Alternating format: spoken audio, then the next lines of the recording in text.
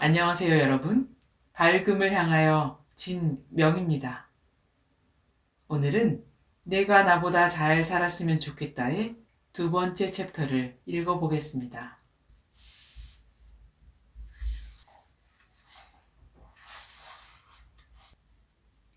무슨 꿈을 가져야 할지 모르겠어요. 대학 4년도 순식간이네요.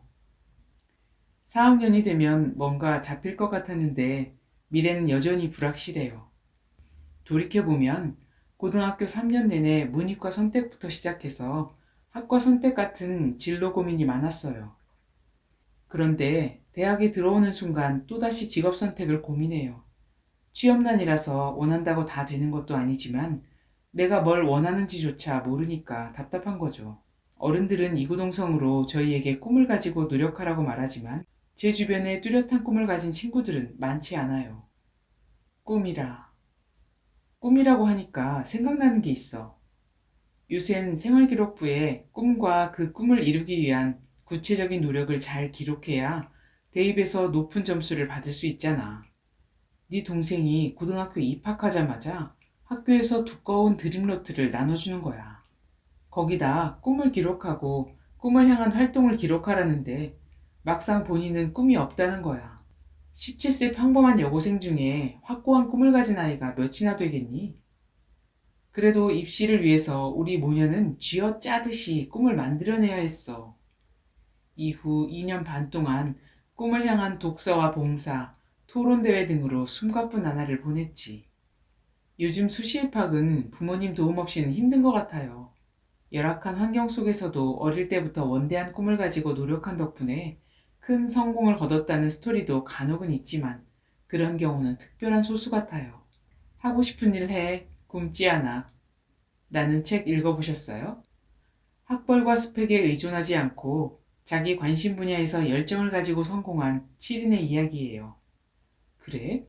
읽어보진 않았지만 학벌, 스펙 없이 자기만의 길을 개척해서 성공한 사람들이라면 특별한 능력자들 아닐까? 창의력이든 친화력이든 분명 자기만의 독특한 능력이 있을 거야. 그래서 그런 책을 읽고 섣불리 따라해선 안 돼. 에디슨이 초등학교 중퇴라는 거 알고 있지? 비범한 사람들에겐 학벌이나 스펙이 별 의미가 없지만 평범한 사람들에겐 중요할 수 있어. 그렇다고 그 책을 무시하는 건 아니고 필자들이 자신의 길을 개척하면서 부딪힌 어려움을 어떻게 극복했는지를 배워서 네 것으로 만들면 좋을 것 같아. 저를 낳기 전에 수학교사를 하셨다면서요? 그런데 뒤늦게 한의사가 되신 거 보면 어머니도 꿈이 변하신 건가요? 엄마의 학창시절 꿈은 화가였어. 부모님이 반대하셔서 그림을 접고 수학과에 간 거야. 결혼해서 잠시 전업주부로 살다가 우여곡절 끝에 한의대에 가게 된 거지. 교사, 주부, 한의사, 비교적 다양한 직업군인데요. 화가를 포기하고 교사나 한의사로 살아가는 건 왠지 꿈을 포기하고 현실과 타협한 느낌이 들어요. 언젠가 다시 꿈을 이루고 싶진 않으세요? 아이들을 가르치거나 환자를 치료하는 일을 왜 현실과 타협하는 거라 생각하니? 제대로만 한다면 이런 일들도 세상을 밝게 만드는 멋진 직업이야. 교사나 의사는 돈 벌기 위한 직업이고 화가가 되는 건 꿈을 이룬 거라고 구분 지으면 곤란하지. 화가도 아름다운 작품으로 못 사람들에게 위안이나 영감을 주다 보면 많은 돈을 벌 수 있잖아? 그런 생각은 미처 못했어요. 왠지 예술가는 꿈을 이루는 순수한 직업이고 교사나 의사는 세상과 타협하는 직업 같았거든요. 그럼 무슨 직업을 선택해도 그 일을 충실히 해나가면 되니까 아무 직업이나 가져도 된다는 뜻인가요? 그렇진 않아.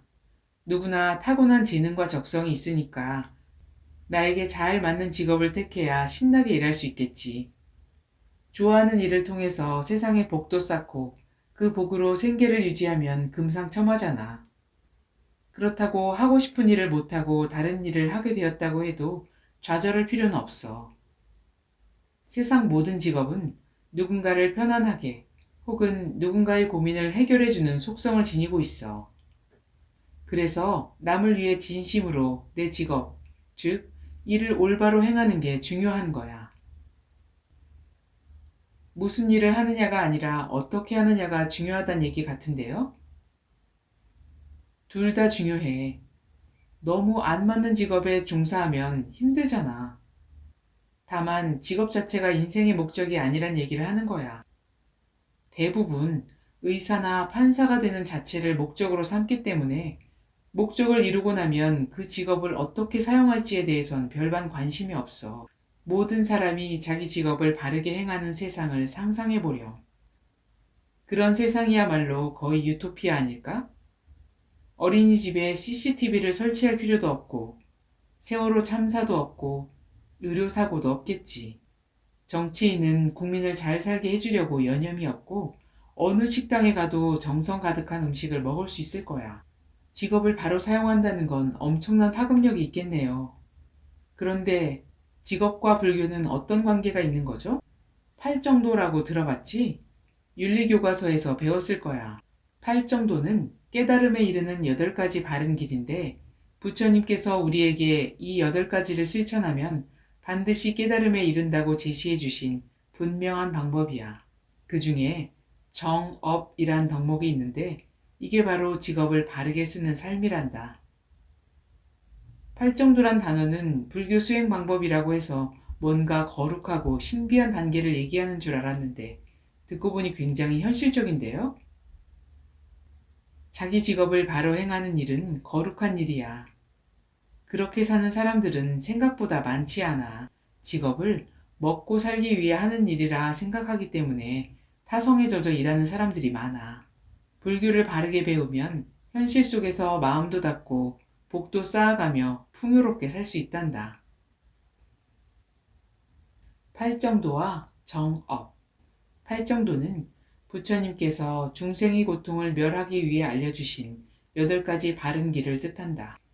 팔정도의 항목은 정견, 정사유, 정어, 정업, 정명, 정념, 정정진, 정정이다.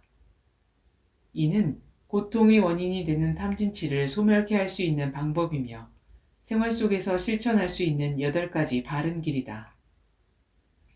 팔정도 중 정업은 자신이 가진 능력을 바르게 사용하는 것을 뜻한다. 즉, 태어나서 죽을 때까지 세상에 이익이 되도록 바른 업을 쌓는 것을 뜻한다. 바른 업의 대표적인 것이 바른 직업이다.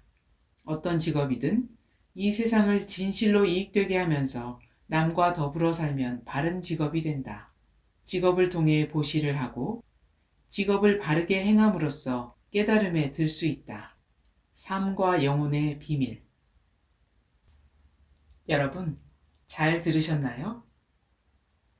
저는 운이 좋게도 제가 무척 좋아하는 일을 하고 있습니다만 정업이라는 거울에 저를 비춰보니 부끄러운 점이 한두 가지가 아닙니다.